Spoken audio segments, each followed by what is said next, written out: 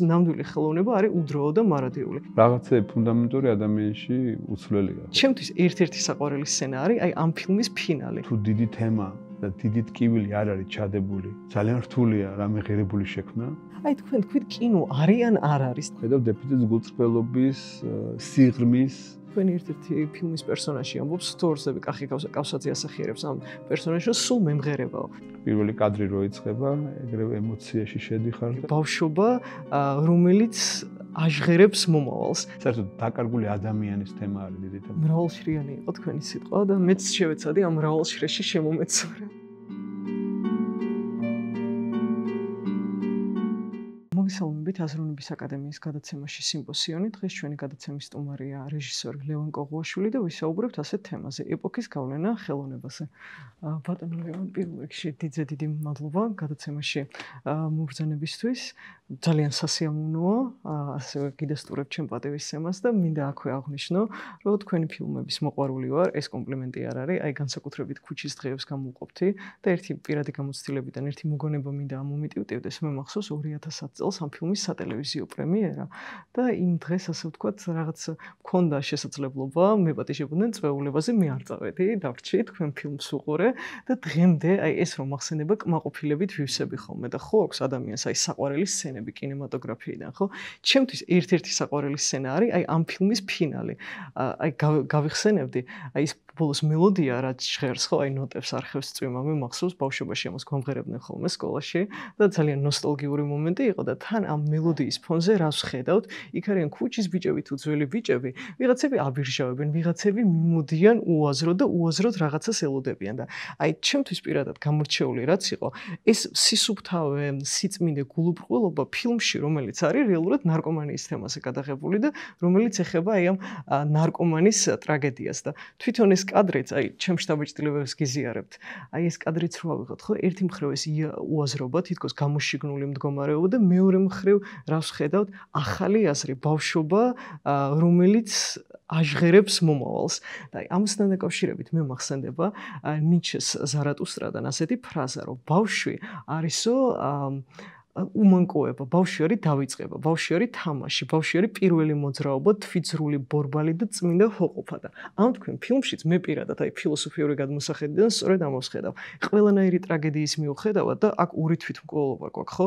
ერთი მხრივ არის მოხუცი მამის თვითმკვლელობა, რომელიც არის ნარკომანის მამა და მეორე მხრივ თავარი პერსონაჟიც თავს იკლავს და აი ამის მიუხედავად აქ მაინც არის ეს უმანკოება, ბავშვობა, მომავალი და ეგრეთ წოდებული წმინდა ჰოყოფა ცხოვრებისადმი და პირადად მინდა რომ ამისთვის ახლა რაღაც დიდი მადლობა გითხრათ აი ამ პერსპექტივისთვის, რომელიც მე მივიღე და ჯერ კიდევ მაშინ ჩაიბეჭდა ჩემში.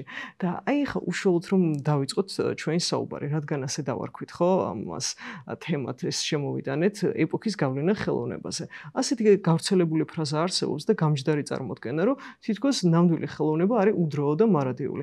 აი თქვენი აზრი მაინტერესებს ხელოვნებისა და დროის ურთიერთმემართებასთან დაკავშირებით. აი ხელოვნების ნიმუში იგივე ფილმი რო ავიღოთ. მხოლოდ თავისი ეპოქით არის აღბეჭდილი თუ სხვა ეპოქებსაც ეხმიანება და ამგვარად შეიძლება ვთქვათ, რომ გარკვეულწილად ის უდროოც კია. აი თქვენ როგორ ხედავთ აი დროისა და ხელოვნების ან კინოს ურთიერთმემართებას? სიმართლე გითხრათ არ მიფიქრია ამ თემაზე და თქვა არ განვიკუთვნებ იმ ადამიანების ტიპს, რომლებიც რაღაცა თქვა აი ფიქრობს, თქვა ესე რა ვთქვა სიღრმისეულად, თქვა რაღაცა იმდენ დაკავებული რომ ყოველდღიური ჩემი საქმიანობი და ისეთი რაღაც კონკრეტული რაღაცები მქონდა გადასაჭრელი, იგივე თქვა თუ კინო საქმიანობას გულისხმობ, თქვა სცენარი იქნება და ის. მაგრამ ჩემი გამოცდილებიდან რაც არის, თქვა რაც თქვა ღირებულია შემოქმედებაში, ის დროს უძლებს ფაქტია და კინემატოგრაფია ხო თქვა ისეთი დიდი ხნის ისტორია არა აქვს, ცხადია როგორც სხვა დარგებს ხელოვნების, მაგრამ იგივე თქვა 20-იან წლებში გადაღებული ძლიერი ფილმი, დღესაც ძლიერი ფილმი არის. და უძლებს დროს და არის ფილმები, რომლებიც დროს ვერ უძლებს. თუ სწორად გვასუხოთ შეკითხვაზე. ამიტომ პრინციპში ადამიანი მიუხედავად იმისა, რომ გარემოები იცვლება, ჩვენს ვიცვლებით და ყოფა იცვლება, რაღაცა ფუნდამენტური ადამიანში უცვლელია, ხო? ამიტომ თუ რაღაცამ ადამიანზე იმოქმედა რაღაც ეპოქაში კარგად, ეს იმის ფაქტობრივი გარანტია, რომ თქვა მომავალშიც იმოქმედებს. კლასიკა ხო არის ეგეთი მცნება. ეგ არის კლასიკა ხო? რატო არის თქვა დღესაც, რა ვიცი, აქტუალური. რა ვიცი, შექსპირი, ჰომეროსი, ან რა ვიცი, დიკენსი, რატო აქტუალური დღესაც ხო? არის რაღაცა, კი ცხადია, ვიცვლები, ფორმატი იცვლება, შემოქმედების, თხრობის მანერაც იცვლება, ყველა არ არსებობს. მაგრამ რა ქვია, რაღაცა ღირებული რჩება. თუ სწორად გიპასუხეთ თქვენ დაცმულ შეკითხვაზე, არ ვიცი, თქვა თუ რითი საზდო ფიქრობ, რომ ეს იყოს გაუძლებს დროს თუ არ გაუძლებს დროს, მე ფიქრობ, რომ ამაზე ბევრი ფიქრი არ შეიძლება, როცა მუშაობ რა. თავარია შენი სათქმელი, ცხადია იყოს რაღაცა დიდ თემებზე. იმიტომ რომ თუ დიდი თემა და დიდი ტკივილი არ არის ჩადებული შემოქმედებაში, ძალიან რთულია რამე ღირებული შექმნა. და მასშტაბურობა ამავე დროს გულისხმობს შენ გულწრფელობას ამ საკითხის მიმართ, ან შენც ვარ ტკივა რაღაცნაირად რა. და შენ იმაში თუ არ არის გატარებული, არ დარჩა რაც არ უნდა დიდ თემებზე ილაპარაკო, არ იმუშავებს. ამიტომ რაღაცების თანხმედრა უნდა იყოს რა. სათქმელის მნიშვნელოვანი რაღაცა მნიშვნელობის, შენი გულწრფელობის და მერე ცხადიად შეიძლება შენი პროფესიონალიზმი რა. შეიძლება ყველაფერი დაემთხოს, მაგრამ თუ არ იცი როგორ აკეთებ და რანაირად აკეთებ და რა თუ ყველაფერი არ დაემთხვა ერთმანეთს, ხო? აი მაგ დროს რაღაცა ხდება, რაღაც რასაც ვეძახით, რაღაცა საოცრება იგივე კინოში, ხო, რომ კინოს უყურებ და პირველი წამიდანვე პირველი კადრი რო იწყება, ეგრევე ემოციაში შედიხარ და სათქმელშიც შედიხარ და რაღაცნაირად ეს შენზე მოქმედებს თავიდან ბოლომდე რა. მაგრამ აი რაღაცები უნდა დაემთხვეს ყველაფერი ერთდროულად და მე რა ვიცი, აი სიტყვაზე რა, რჩება ფილმი, რომელიც უძრებს დროს და ყველაფერს რა თქვა რა კინოში რა. ბევრი მაგალითია მაგის. კი, აი ხა მე თქვენი სიტყვიდან ავითვისე ერთი ფრაზა თქვენ ახსენეთ ტკივილი და ის მაინტერესებს თვითონ თქვენი ფილმოგრაფია რო ავიღოთ, თქვენ რის გამოხატვას ცდილობთ? აი შეიძლება ითქვას, რომ აი ეპოქალური ტრაუმების თუ დამღების გამოხატვას ცდილობთ, აი ამ თვალსაზრისით რო შევხედოთ, რადგან ტკივილი ახსენეთ. იცით რა, ბევრი მომენტი არის კინოში. თან კინო არის ძალიან საწარმო დარგი რა, ხელოვნების რა. ამიტომ ხშირად ჩვენ თავზე არ ვარ დამოკიდებული რა. სიტყვაზე არის ყოფილა სიტუაცია. მაგალითად ქუჩის დღეები თუ ავიღოთ, ქუჩის დღეები იყო ფაქტიურად დაკვეთა.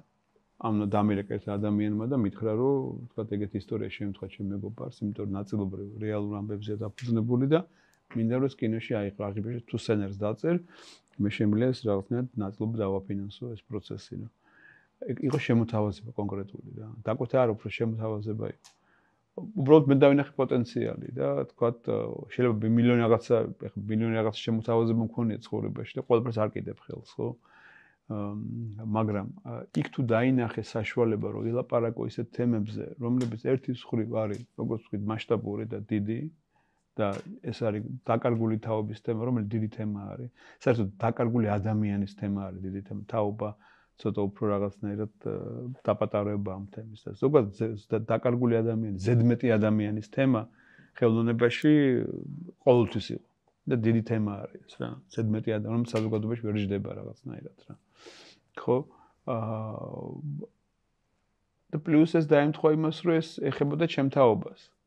და ეხებოდა მე, იმიტომ რომ მეც ამ თაობაში გავიზარდე, ხო, ეხებოდა იმ დაკარგულ მეგობრებს, რომელთა პანაშვიდებზე დავდიოდი, ხო? და ეხებოდა რაღაცნაირად ჩემ ქვეყანას, ანუ ბევრ რაღაცას ეხებოდა რა, ხვდები, ამიტომ დავთანხმდი. ამიტომ ცხადია გააზრება ხდება, თქვა და აი მაგ გაკეთებული დოკუმენტური ფილმი ქალების საქართველოსთან სიტყვაზე რა. რომელსაც რო ვაკეთებდი, მაგრამ ამავე დროს თუ იქ ვერ დაინახე კინემატოგრაფიული პოტენციალი, მაშინ არ უნდა მოკიდო ხელი, იმიტომ რომ არ შეიძლება იყოს უბრალოდ რაღაცნაირად გინოდეს ტკივილის გამოხატვა, მაგრამ ამ დროს შენ არ მუშაობდი როგორც პროფესიონალი და ყველაფერი უნდა დაემთხვეს რა. თუ ხედავ იქ პოტენციალი არის კინოსი და კინოს თავის სპეციფიკა აქვს, რაღაც ისტორიები არის კინემატოგრაფიული, რაღაც ისტორიები ნაკლებად კინემატოგრაფიულია. ანუ რაციო და შენი ემოცია თანხმედრაში უნდა იყოს რა. არ შეიძლება თქვა რომელიმე პრევალირება მოხდეს რა, ხვდები? ამიტომ არის საინტერესო დარგი რა, ნებისმიერი რომ თქვა აი კინო არის არ არის ამაში. არის.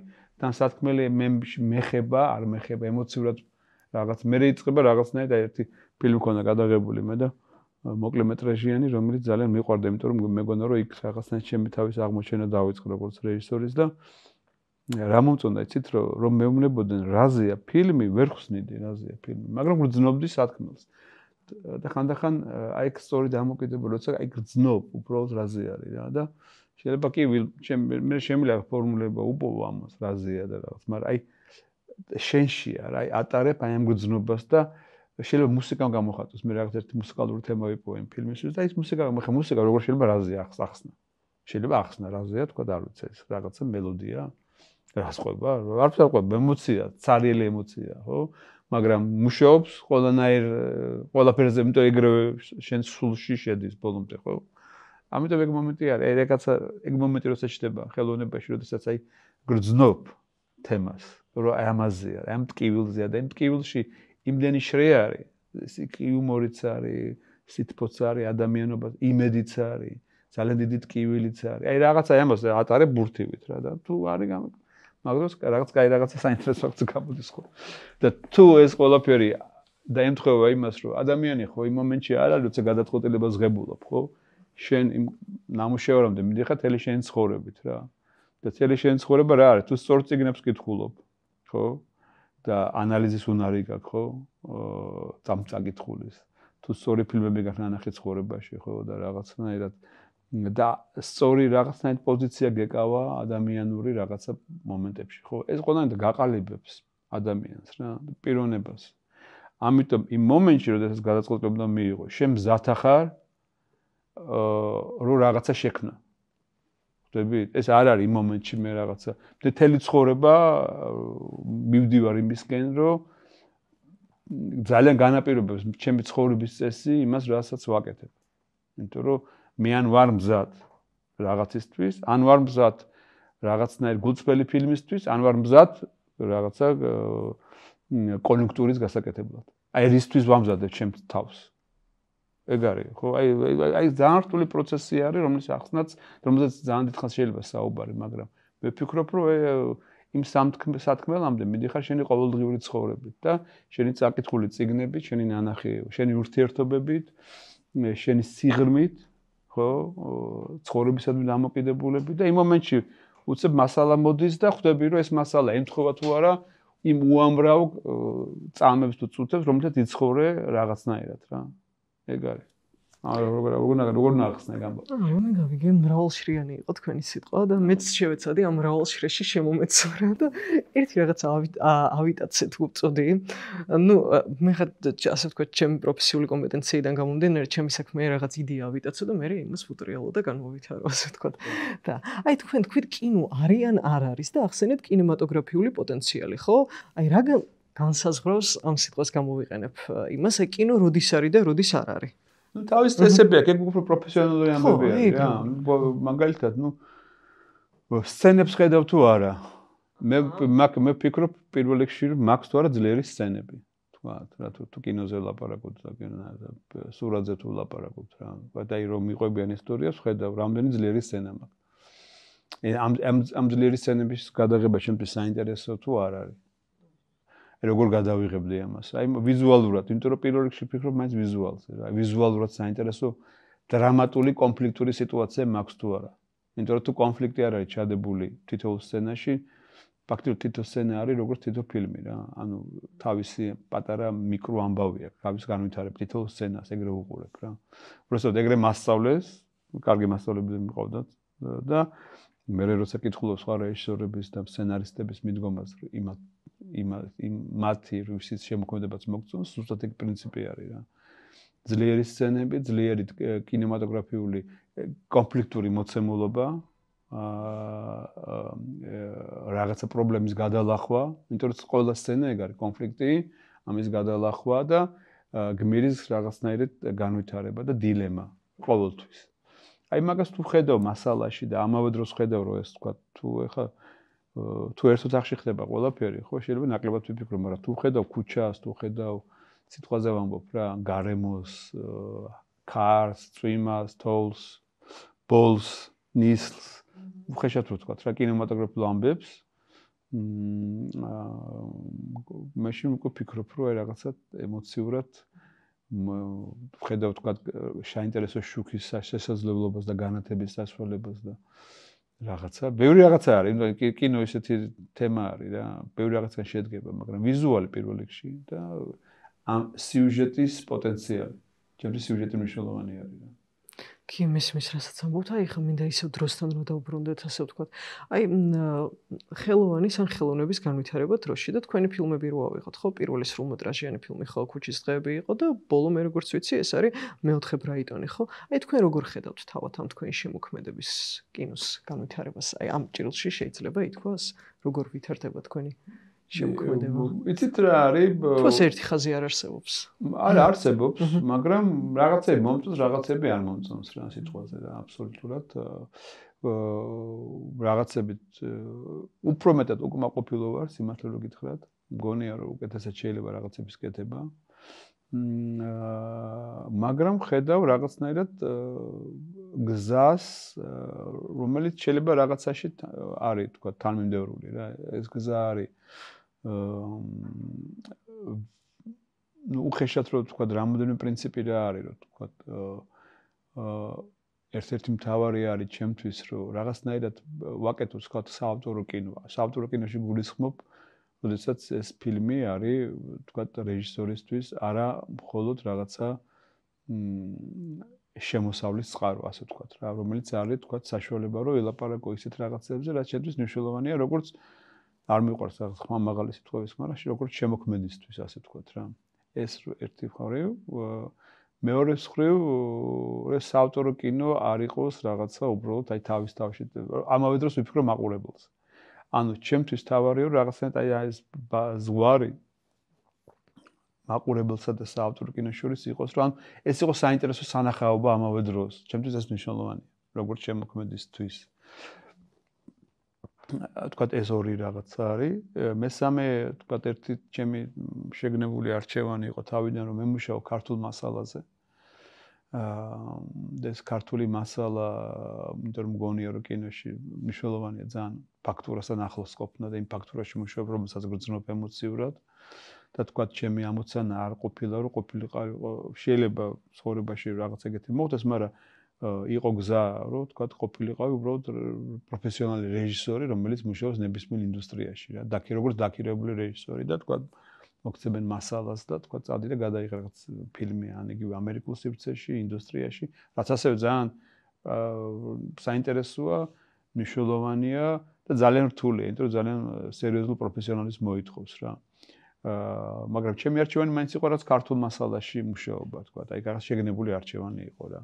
ანუ ამ ხაზს ვაგრძელებ რა, თქვათ, რაღაცნაირად ეს რო იყოს და ქართულ მასალაში მუშაობა, რაღაცნაირ ფილმების, რომლებიც მაყურებელზეც არის გათვლილი და ამავე დროს გამოხატავს არა მარტო სასკოც მაყურებლის არა რაღაცა ჩემ პირად დამოკიდებულებას ცხოვრების მიმართ და ამავე დროს მცდელობა იმისა, რომ ეს იყოს არა მარტო საინტერესო მიხედვით იმისა, რომ ქართულ მასალაზე მუშაობ, ეს არ იყოს მარტო საინტერესო ქართული მაყურებლისთვის, ეს ამას გვერდს რაღაც საერთაშორისო პოტენციალი. ჯერჯერობით აი ეს არის, თქვა, რაღაცები გამოდის, რაღაცები არ გამოდის, მე რაღაც ფილმები, რაღაც სცენები მომწონს, რაღაც სცენები არ მომწონს, მაგრამ გონია რომ აი რაღაცა ეს გამოცდილება იმისთვის გროვდება, რომ აი რაღაცა სხვა გავაკეთო, უფრო მნიშვნელოვანი, რაც აქამდე გამიკეთებია. მესმის. დიახ. აი, ეხლა მინდა ფილმების მიხედვით თემები რო წამოწიო, თავად მე რა თემებსაც ვხედავ თქვენთან, ხო? აი არის, ნუ იგივე ის ნარკომანიის თემა რო ავიღოთ, გაქცევის მცდელობები, ასევე თავის გაბრუება, რაღაც უხეირობა, უნიათობა და თან ეს ყველაფერი არის შერწყმული, ასე უწოდებდი, თითქოს რაღაც ნედლ ნიჭთან, რაღაც სითფოსთან, აი გულბრყვილო, ხანდახან კომიკურ სისუფთავესთანაც კი და სულ სიმღერის სურვილთან. აი, თქვენი ერთ-ერთი ფილმის პერსონაჟი ამბობს, თორსები კახი კავსაძე ასახიერებს ამ პერსონაჟს, სულ მემღერებაო.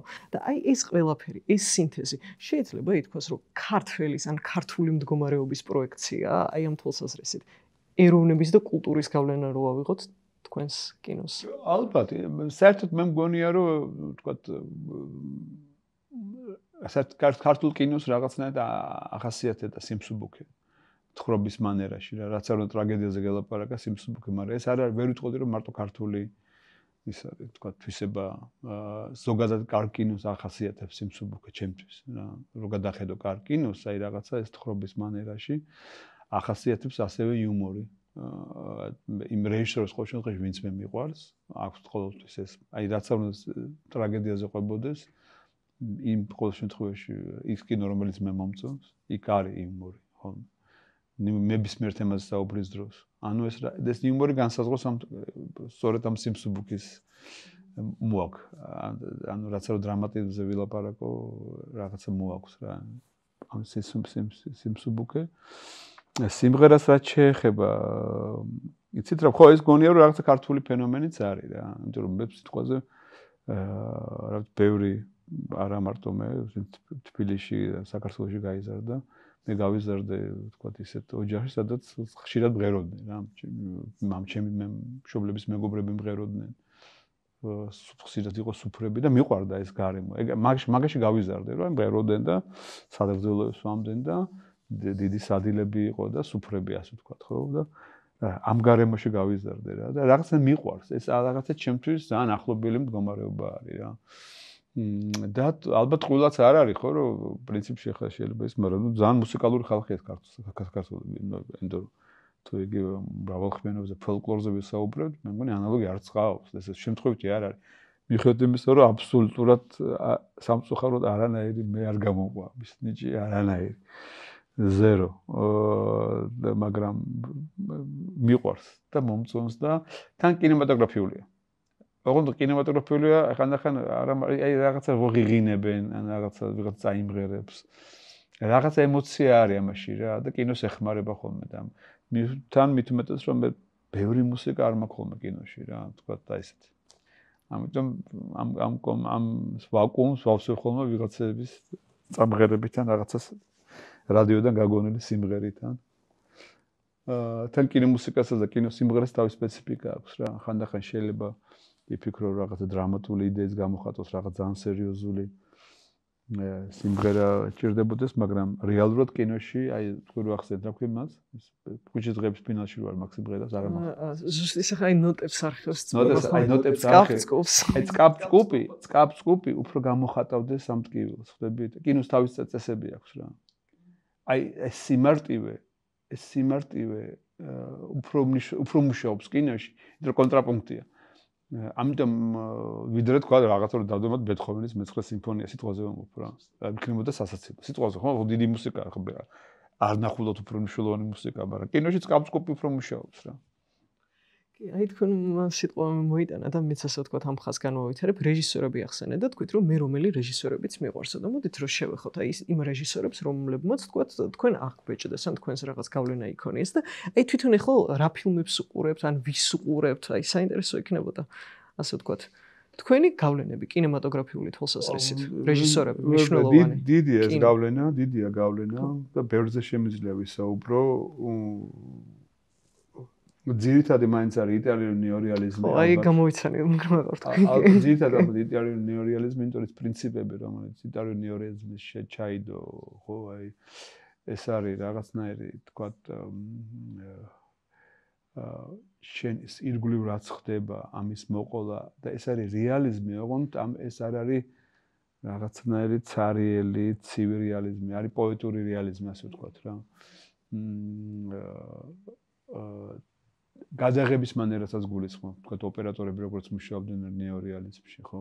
იგივე დესიკასთან, როსელინისთან. თქვათ ალბათ თავარი ჩამოყალიბების კუთხით ალბათ ეს არის.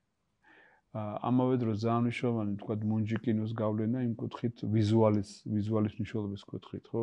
შეიძლება იდეურად ჩემთვის ახლოს არ იყოს სიტყვაზე. აბსოლუტურად. ეიზენშტეინი, რომელიც აბსოლუტურად პროპაგანდის კინო არის, მაგრამ ვიზუალური ხერხები თქვათ რაც აქვს და როგორც კინოს როგორც ყვება, ну ეს არის თქვათ საფუძველი კინოსი რა. ამიტომ აი თქვათ ეგეთი ფილმები ფრანგული პოეტური რეალიზმი თქვათ 30-იან წლების რენუარი პირველ რიგში. ჟან რენუარი, ვიგო, რომელიც ჩემს ალბათ თუ ვიტყვით, ალბათ ჩემი საყვარელი რეჟისორია. ორი ფილმია გადაღებული, მაგრამ აი ვიგო აი ეს რა ძალიან მიყვარს ამავე დროს 70-იანი წლების ამერიკული კინო. აი ახალ ჰოლივუდს ეძახიან 70-იანი წლების კინო, განსაკუთრებით გადაღების მანერა, იგივე ოპერატორები როგორ მუშაობენ 70-იან წლებში რა, ეს არის რა ვიცი, ბევრი რეჟისორი არის, რომელიც შეიძლება ისეთი ფილმები იყოს, რომელიც თქვათ ძალიან სიღრმით არ გამოირჩეოდეს, მაგრამ აი თქვათ აი სტილი, თხრობის, გადაღების თქვათ ჩემთვის ძალიან მნიშვნელოვანია რა თქვა, ვიცი, შეიძლება რაღაც აბსოლუტურად ჰოლივუდის კინო იყოს 70-იან წლების, მაგრამ აი ესეთი კარგი ხელობა იყო შიგნით და ის მსახიობები ისე კარგად მუშაობენ, ისე რეალისტურად, აი რაღაცა ძალიან მომწონს, რა ვიცი. ბევრია საბჭოთა კინო ასევე დიდი გავლენა მოახდინა ჩემზე, თქვათ, ამ საბჭოთა კინოში, ქართულ კინოს გარდა გულისხმობ, ქართულ კინოს ვისაუბრებ, ცხადია, ეს პირველ რიგში არის ოთარ იოსელიანი, ქართული პერიოდი და მაგრამ ეს საბჭოთა კინო იგივე კირა მურატოვა ძალიან მიყვარს და თქვათ, გერმანი და ტარკოვსკის რამოდენიმე ფილმი, ну საერთოდ რა, საოცრად ძლიერი ნაწარმოებები. რა ბევრი ავტორი არის, ვისაც ბევრი შეიძლება ავტორი იმდენი არ არის, თქვა რამდენიც კონკრეტული ფილმები მაგ პერიოდის რა, მაგრამ ძალიან საინტერესო კინემატოგრაფი. და თან ახლოს შენთან იმიტომ რომ ეპოქას იცნობდა, გრძნობდა, თქვა იცი და სისტემაში მუშაობდნენ. ამიტომ რა ვიცი, ანუ ბევრია, ну ხა მე ცხადია ფელინია და არის ფრანგული ახალი ტალღა და ტრიფოს რამ პირველი 3-4 ფილმი და გოდარის პირველი 8-9 ფილმი და რა ვიცი, ბევრზე შემიძლია ვისაუბრო, იმდენად დიდი არის რაღაცა თქვა არჩევანი და ცალკე დგას კიდე თქვა ისეთი რეჟისორი როგორც არის კასავეტესი და რომელიც რობერტ ოლტმანი და მე ვთქვა ირანული კინო, კიაროსტამი ну ავი ბევრზე შემიძლია საუბარი და ცალკე კიდე იაპონელები ოძუ და კუროსავა და რო დავიწყო აღარ გავჩერდები, მაგრამ საფუძველი ჩემი მაინც აი ყველაზე ახლოს რასთანაც ვარ, თქვა რამაც ჩამოყალიბებაში ძალიან დიდი მნიშვნელობა იმუშა მოქმედა და დღემდე ჩემთვის 10 თვის წერტილია, ეს არის ალბათ ნეორეალიზმი იტალიური. გასაგებია. აი ხა თანამედროვეობაზეც რო ვთქვა, თანამედროვე კინოზე. და აი დღეს ვის უყურებთ თქვენ ამას? ანუ თანამედროვე კინოს ვცდილობ ნახო ყველაფერი, რაც არ გამოდის, იმიტომ რომ ეს მნიშვნელოვანია. ვერ ვიტყვი რომ ბევრი არის რაღაცა რაც რაღაცა შტაბ-შტება მოახდინა, იმიტომ რომ რაღაცნაირად ვხედავ დეფიციტს გულწრფელობის, სიღრმის და რაღაცნაირად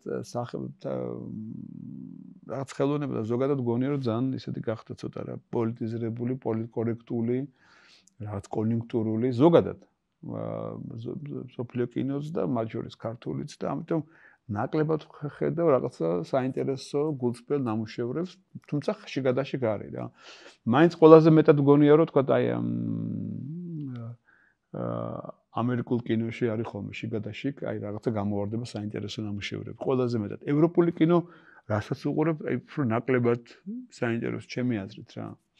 რაღაცა ეს არტჰაუსის რაღაცა პრიმატი წამოვიდა, რომელიც რაღაცა ნამეტანი უკვე აი ესე მოსაწყენია რა, უბრალოდ რო უყურებ, არის რაღაცა შეიძლება გამოჩნდეს საინტერესო, მაგრამ აი რა ვიცი, ბოლო დიდი ევროპული ფილმი, რომელიც მახსენდება და ეხლა შეიძლება რაღაცა გამოჩნდეს, მაგრამ თქვა აი აი რეალურად რო თქვა რამაც დამაფიქრას, 2-3 ფილმი არის, თქვა შეიძლება ერთი გამახსენდეს როი ანდერსენი არის ეგეთი შვედი რეჟისორი, მისი ფილმი სიმღერები მეორე ფანჯიდან, რომელიც რა ვიცი, მე მგონი 20-25 წლის წინ არის გადაღებული. აი თქვა რაზეც შემიძლია თქვა, რომ აი ეს არის ძალიან სერიოზული კინო, ხო?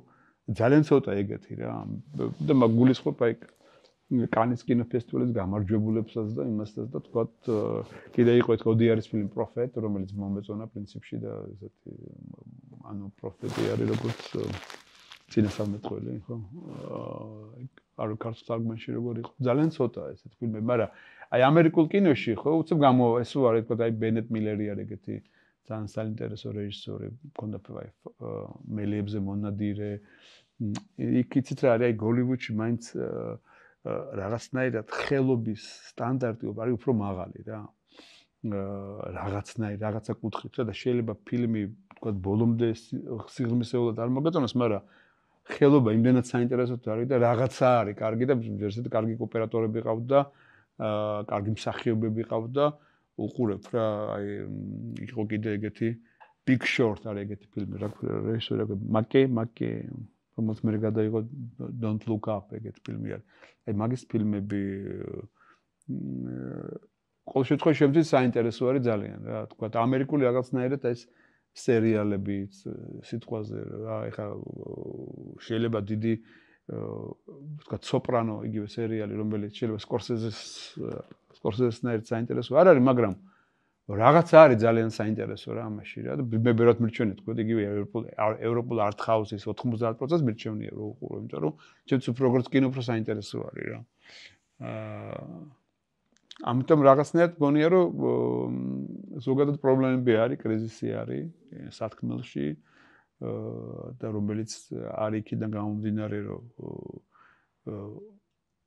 იცით რა მეტი სათქმელი ქონდათ ძველი თაობის რეჟისორებს და საზოგადოებაც უფრო გახსნილი იყო რაღაცნაირად რომ უფრო თავისუფლად რაღაც დემოკრატია ვითარდება თუ რაღაც მაგრამ უფრო ჩაკეტილი ხდება საზოგადოება და რაღაც უფრო პირობითი ხდება და კონიუნქტურა არის ესეთი დონით რომ რა ვიცი საბჭოთა კავშირი შეშურდება რა რაღაცა რაღაცა თემატიკა ამაზე და ეხა ისე წესებენ რაღაც ზოგადად ხელოვნებაში რომ რა ვიცი ამ პირობებში როგორ უნდა იმუშაონ არც ვერ ხვდები რომ თუ ის არ აყავს რაღაცა არ არის დაცული იმის რაღაცა სხვადასხვა კომპონენტის ფილმში თუ არ აქვს წარმოდგენილი ეს სხვადასხვა რაღაც ასპექტები მე საბჭოთა კავშირში შევდივართ ისევ რა კოლმეორნებზე ფილმი და მეშახტეებზე ფილმი და რაღაცა და მოკლედ ამ პირობებში და კინოც ნაკლებად საინტერესო ხდება რა აშკარად რა ამიტომ რაღაცნაირად ვფიქრობ რომ ამაზე რაღაცა რეაგირება მოხდეს რა უნდა და უფრო გათავისუფლდეს ამ მარწუხებისგან პოლიტკორექტულობის ასე ხო, აი თქვენ ძალიან საინტერესო შენიშვნა იყო ერთი მხრივ დემოკრატია, თითქოს პლურალიზმი, აი მრავალი პერსპექტივა გახსნილობა და რეალური ფაქტი არის ეს ჩაკეტილობა და რაღაც ახალი ნორმატიული წესრიგი. უფრო შეშინებულია, ჩემი აზრით, რაც უყურებ, უფრო ჩაკეტილია და შეშინებულია საზოგადოება თან, ვითომ ლიბერალიზმის დროშის ქვეშ და რაღაცა ისე, ვითომ იცავენ ყველას უფლებს ამ დროს აბსოლუტურად ჩაკეტილი და ხშირ შემთხვევაში არის ძალიან რეპრესიული რა.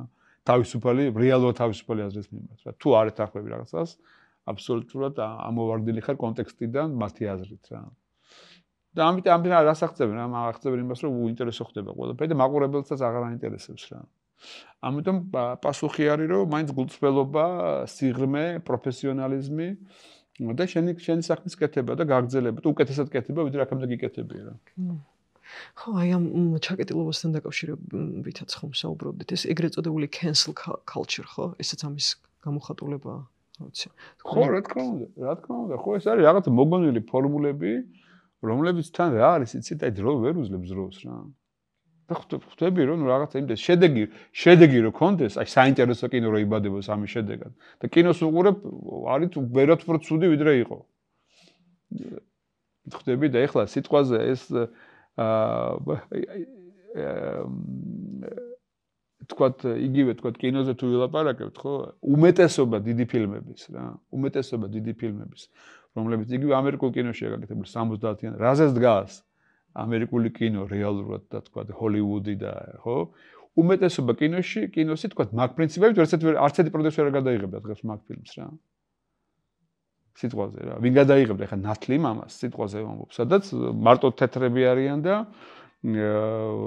რა ქვია თქვა არ არის ქალის ისეთი თემა და რა და არის რაღაც კაცები საქმეებს არჩევენ თელი კინო ხო მაგრამ ეს არის ამერიკული კინოს ერთ-ერთი თავარი ფილმი ხო დღეს გეტყოდე რომ ის უნდა იყოს ეს უნდა იყოს და რაღაც სისულე წესებს მოგიგონებდნენ და არაფერს არ გამოვიდა მაქედან რა ხვდები და გამოვიდა და პაროდია ხვდები და იქ ვიყო თავისუფლები არ იყვნენ ამ მარწუხებში და ხმნიდნენ შედევრებს და დღეს აკეთებენ თავისუფლების დროშის ქვეშ რაღაცა რომ ინკლუზიურობა იყოს რაღაცებს და აკეთებენ სისულელეს ხო და ნუ ეხლა რეალურად მაგრამ მაყურებელი ხვდება ამას რა და ამიტომაც არის რომ ნასლი მამას დღესაც ისევ ამბობს რა ნასლი მამის ამბობ კასაბეტეს ვერ გადაიღებდა კასაბეტეს მაინც თავის ფულით იღებდა ყველაფერს მაგრამ იტყოდნენ რომ არის რასისტი და ანი ჰომოფობი ან რაღაც დაარქმევდნენ ეხლა იმას რომ იმიტომ რომ არ იღებდა რაღაც თემებზე ფილმს იღებდა იმას რაც აინტერესებდა ქალის და მამაკაცის კონფლიქტი და მაგის ტირგულ ტრიალებდა და საერთოდ ადამიანის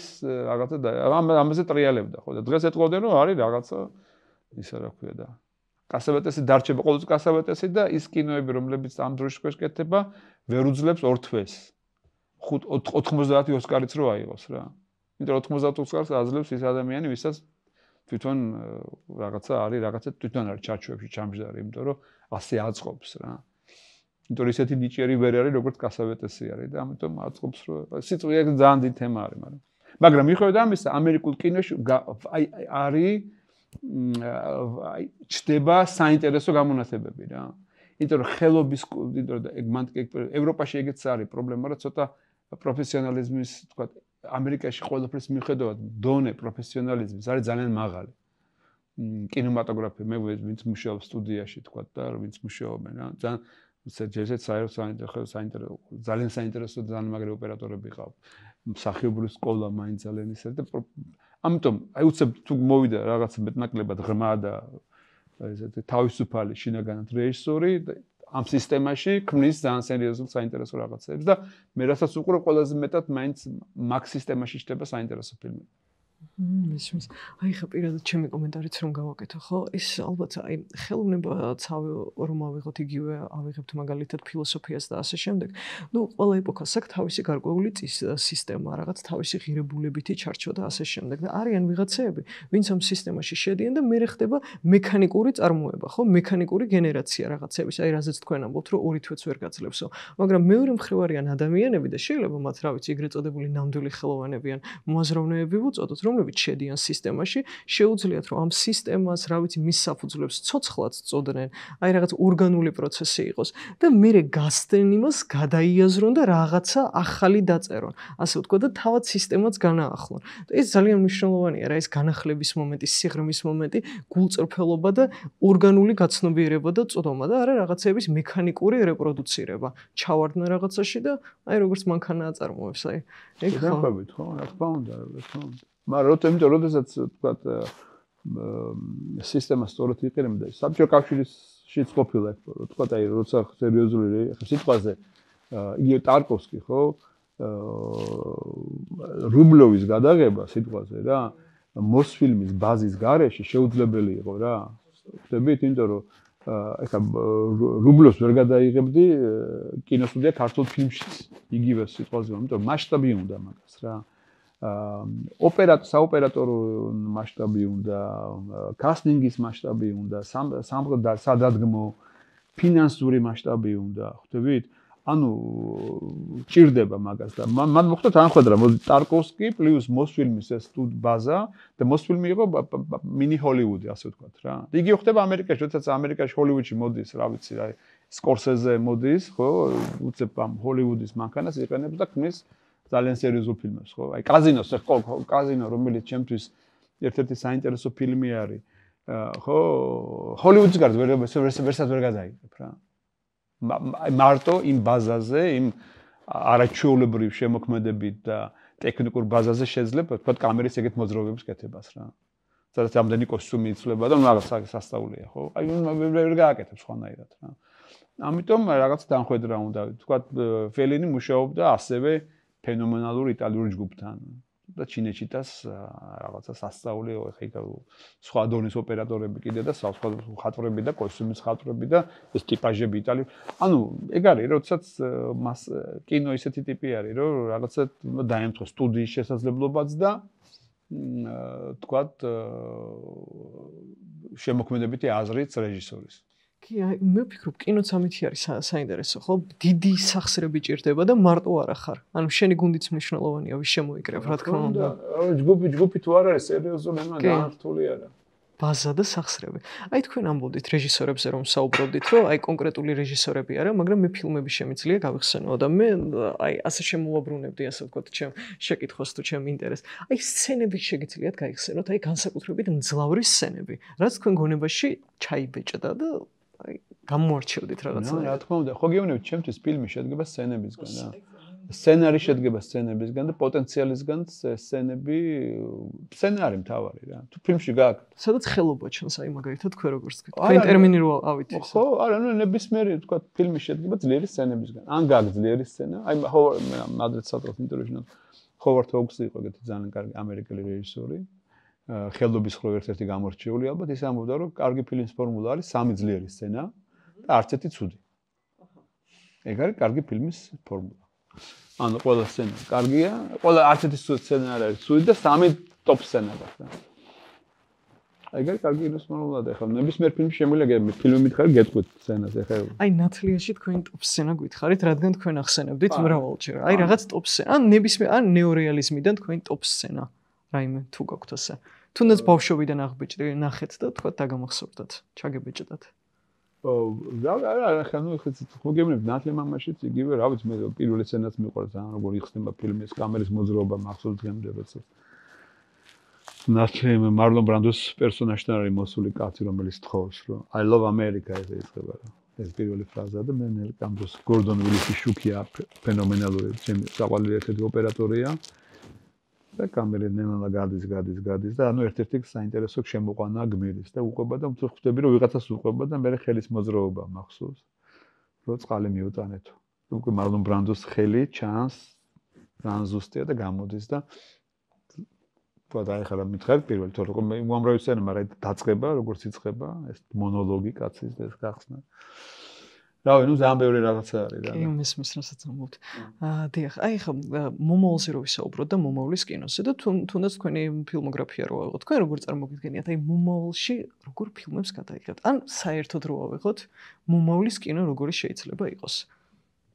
თუნდაც სურვილის თქო. მე არ ვფიქრობ ეგეთი კატეგორიებით. მე მაქვს რამოდენიმე პროექტის გადაღებაც მინდა, რამოდენიმე. პროექტებსა ვთქვათ, მაშინ დავაკონკრეტოთ. ხო, იცით რა, რაღაცებზე მინდა საუბარი, რაღაცები ჩემშია. და ამიტომ ეხლა რა კონკრეტულად რაღაც ფილმზე მუშაობ და მინდა მაქსიმალურად ბოლომდე მივიყვანო. გურიაში ვიღებ ნაწილი გადავიღეთ, რაღაც პრობლემა მქონდა, გავჩერდი და ეხლა გვაქვს საშუალება რომ მივიყვანო და ბოლომდე და მე მგონი გამოშთა ამის საშუალება მადლობა ღმერთს და რაღაცაინად ძალიან კონცენტრირებული ვარ რომ აი ეს დავამთავრო და მინდა რომ გავაკეთო რაღაცნაირად აი ესეთი ფილმი რომელიც იქნება ბევრი გმირია, ეპოქა 90-იანი წლებია. პირველად მუშაობ როცა არ არის თანამედროვე ეპოქა, არამედ ცოტა 40 წლის უკან უკვე მაინც სხვა ეპოქაა. და ამის რეკრეაცია საჭირო, არასოდეს არ გამეკეთები ეგეთ რაღაცა რა. და ცოტა რთული, ადვილი არ არის. და როდესაც ბევრი გმირია, ბევრი პლასტია, არის რაღაცნაირი ტრაგიკომედია. ხო და რაღაცნაირად მინდა ისეთი ფილმი იყოს, რომელიც აი დაიწყებურებას და მაქსიმალურად რო ვერ მოწყდები, აი ეგეთ ფილმი გაკეთება მინდა ნახო. ეს არის ჩემი აი ახლა დღეს რა ის დითია რაშიც ვარ და არის რაღაცა შემდეგი პროექტი, რაზეც ვფიქრობ, ორი ფილმი არის და ძალიან დრამატული არის ორივე რა.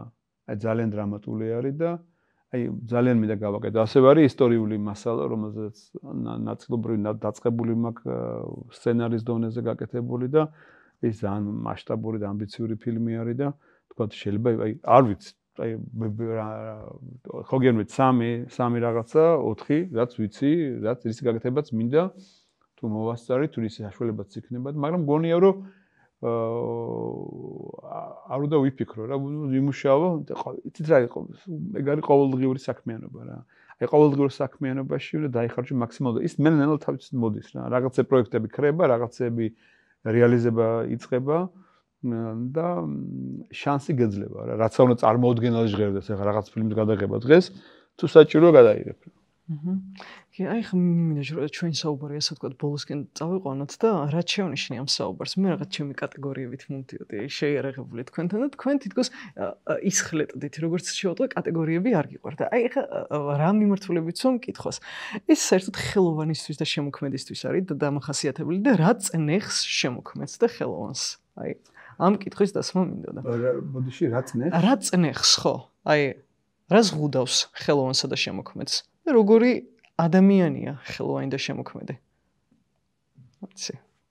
ასე განზოგადება შეიძლება არ იყოს მისაღები, მაგრამ თქვენი გადმოსახედიდან ხო შეგიძლიათ თქვათ.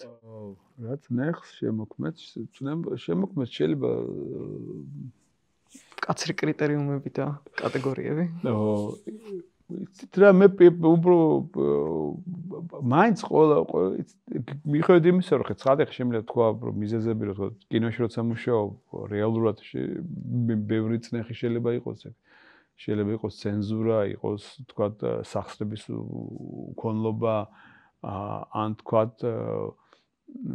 სიტყვაზე ვამბობ რა კინოში როცა მუშაობ ეხლა მე რომ მუშაობდე თქვა სისტემაში სადაც აწყობილი არის კინოწარმოება სადაც არის სერიოზული სტუდიები რა.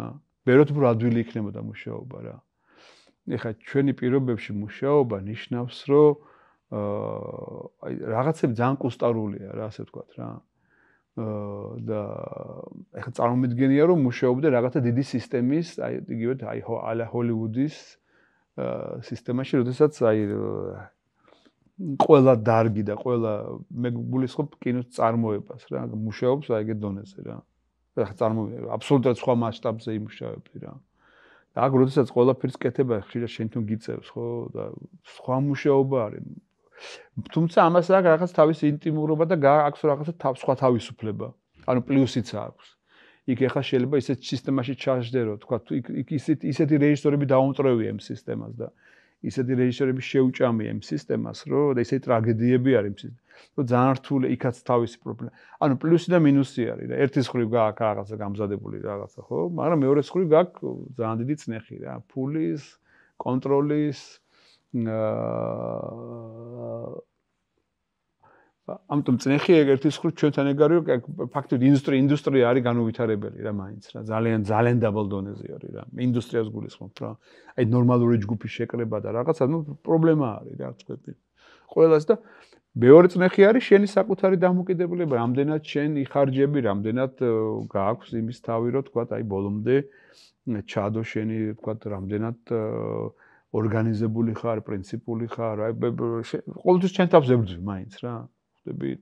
და ბრძოლა არის მაინც საკუთარ თავთან რა, რომ დაძლიო შენ თავში სიღრმისეულად ჩაყვე ბოლომდე. რაღაცა შეიძლება თქვა მე მქონე ცხოვრებაში მომენტები, როდესაც აი ბოლომდე არ ჩაყვე რაღაც დეტალებს და მე ის დეტალები არ ის ჩანს მე ეკრანზე რა.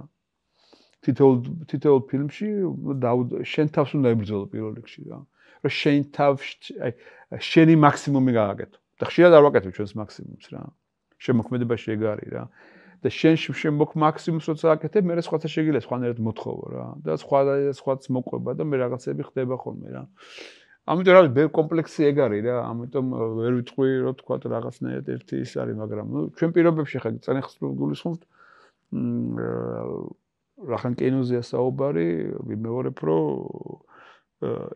ჩვენთან არ არის ესეთი აწყობილი ინდუსტრია სტუდიური რა. რაც პრობლემა არის. ისმის. ხო, აი ამით იმართლა დავასრულებ. აი თქვენ ახსენეთ, რომ თავს უნდა მოთხოვო მაქსიმუმი. სანამ მაქსიმუმამდე მიხვალ, მანამდე არის თქვა შემოქმედებითი ბლოკადა, დეპრესია. აი ამასთან დაკავშირებით ფილმი მახსენდება იგივე ფელინის 8 ნახევარი და მისი მთავარი გმირი ეს გვიდო ანსელმი, ხო? აი არის ასეთი მდგომარეობა. როგორ არის? ყოველ თვეში 3-ჯერ. ხო, ეგ არის საინტერესო. კვირაში 2-ჯერ. რა ვიცი, სულ არის ეხლა არაფერი მაგაში არ არის და მე ყველა ფილმზე მაქვს და როგორ გამოდიხარ? ნუ მე მუშაობთ და გამოხვიდე რა. დისციპლინით ხო? მუშაობთ დისციპლინით. რაღაცნაირად რა ვიცი, ბევრი ყველას თავის ის აქვს რა. იმიტომ რომ ვფიქრობ, რომ სა რა ქვია ეგ თუ არ არის, მაშინ პროცესიც არ არის და საინტერესო რა და ნუ ეგ ნაწილია ჩვენი პროფესიის. მე ზოგადად მგონია, რომ დეპრესიაში ადამიანი არ უნდა წახვიდე, ერთ-ერთი რასაც უნდა ებრძოლო ეს არის დეპრესია, იმიტომ რომ დეპრესია არის მდგომარეობა, რომელიც აბსოლუტურად ბლოკავს ყველაფერს. არაფრის თავი აღარ აქვს რა. ამიტომაც არის ხო, თქვა იგივე სასოწარკვეთილება რატო თქვა იგ რელიგიურადაც ხო ითვლება ყველა დიდი ცოდვა. იმიტომ რომ ის ბლოკავს ყველანაირ შენ უნარს, ხო? ამიტომ ამას უნდა ებრძოლო ყველანაირად რა. და თქვა ეს რაღაცა სულიერი მდგომარეობა, სულიერი ბრძოლის მომენტიც არის რა, რაღაცა კუთხით რა. და პირველ რიგში ამ კუთხით, ასე ვიტყოდი. ამიტომ ამას არ უნდა აყვე, ხვდები და ამის წამალი რა არის მუშაობა. აი მუშაობა არის მაგ დროს რა. უნდა გააგრძელო და მე გამოდიხარ ამ მდგომარეობიდან ყველა ვარიანტში რა. აი მაგალითად აი მქონია რომ რაღაცა უცებ მასალაა და იმდენი დაგაწובה თავზე რომ ვერ ხვდები რომ გამოვყო და მე ხვდები რომ აი ნუ დაიწყო პატარ-პატარა ამოცანების შესრულებით რომ ეს მოდი ამ სცენას თუ ამონტაჟებ მოდი აი ამ პირველ წუთს დავამონტაჟებ ნახოთ რა გამოდის და როგორც გიწყებ მუშაობას ნელ-ნელა ლაგდება რა ეს გილაგდება რა მუშაობა არის ყველაზე კარგი საშუალება რომ თქვა აი პატარ-პატარა ნაბიჯების გადადგა და მე შედიხარ ფორმაში რა ან თქვა თუ სცენარს წერო აი ვეღარ ხვდები ის რა მაგრამ მე ვფიქრობ რომ მოდი რა მაინც მოდი ერთი სცენა დავწერო ერთი გვერდი დავწეროთ რა და მე გამოდიხარ მაგ რაღაც პასუხი ისეც გამოდის რა რაღაცნაირი ისა თქვა